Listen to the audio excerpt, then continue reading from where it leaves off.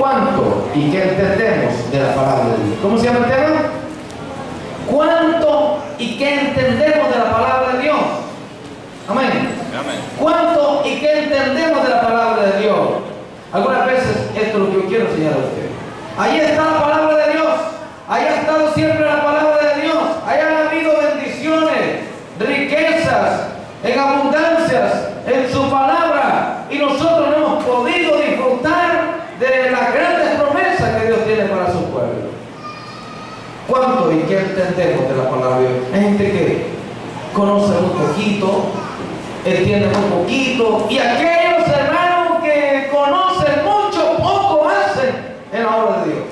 ¿Usted conoce poquito? ¿Usted no sabe mucho? ¿Usted conoce mucho y poco está haciendo en la obra de Dios? ¿Cuánto conocemos de la palabra de Dios? ¿Qué quiere enseñarnos Dios a través de su palabra? Por ejemplo, en el libro de Hebreos capítulo 3, del versículo 12 al 14, ¿qué es lo que Dios trata de enseñarnos a nosotros? Dice, mirad hermanos, que no haya en ninguno de vosotros corazón malo de incredulidad para apartarse del Dios vivo. Este es un problema cuando hay gente incrédula. Dice la Biblia, mirad hermanos, que no haya en ninguno de vosotros corazón malo de incredulidad para apartarse del Dios vivo. Antes, dice la palabra de Dios, exhortados unos a los otros cada día, entre tanto que se dice hoy, para que ninguno de vosotros se endurezca por el engaño del pecado. El pecado es mentira, es un engaño. Así dice la Biblia, porque somos hechos participantes de Cristo, con tal de que retengamos firmes hasta el fin nuestra confianza desde el principio. Por eso digo, algunos saben poquito, no hacen nada, y otros saben mucho y poco hacen.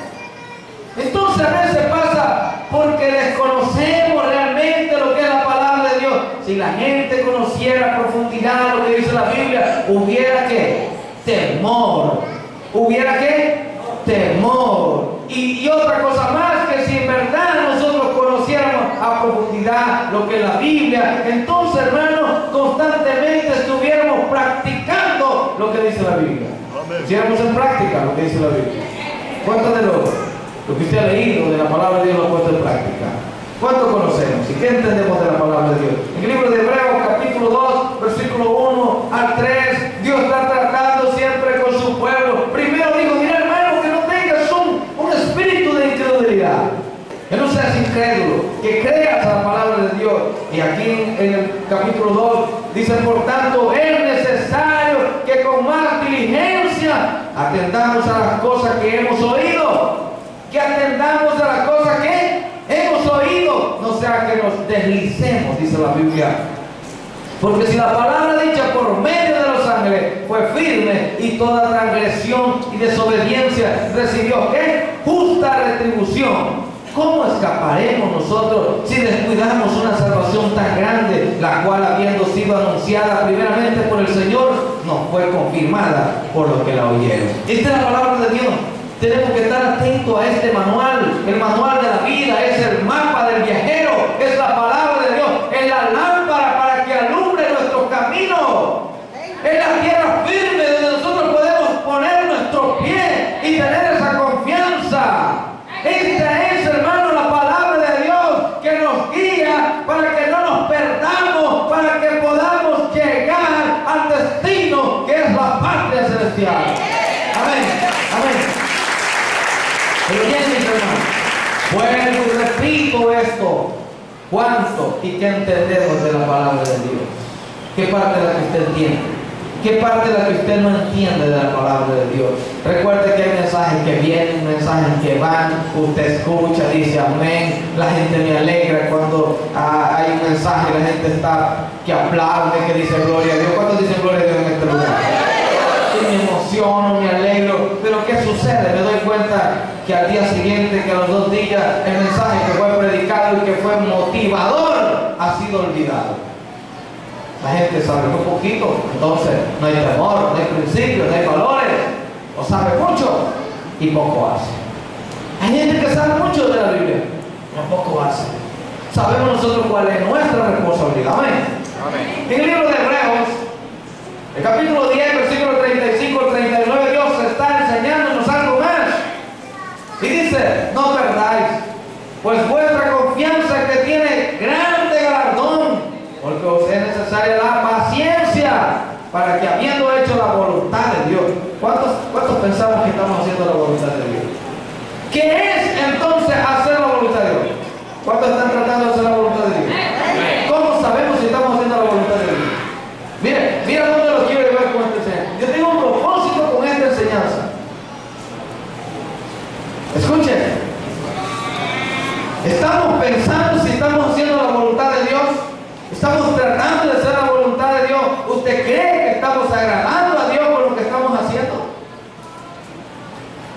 Pues dice la Biblia, para que habiendo hecho la voluntad de Dios, obtengáis que la promesa. Si no estamos haciendo la voluntad de Dios, no podemos obtener las promesas de Dios. Porque aún un poquito, y el que ha de venir que vendrá y no tardará, mas el justo vivirá que por fe, y si retrocediere no agradará a mi alma. Pero nosotros no somos de los que retroceden para perdición, sino de los que tienen fe para preservación del alma. Nosotros no somos los que retroceden. Cuando veo a una persona que me dice que está desanimada, que no quiere venir a la iglesia, yo empiezo a hacerle tantas preguntas en cuanto a esa persona. ¿Acaso no es más grande el Dios que servimos? ¿Acaso olvidamos que hemos leído que todo lo podemos en Cristo que nos fortalece? Que Dios no nos ha dado espíritu de cobardía, sino de poder, de amor y dominio propio, y que mayor es el que está con nosotros que el que está en el mundo. Y de pronto encontramos gente que olvida la palabra de Dios.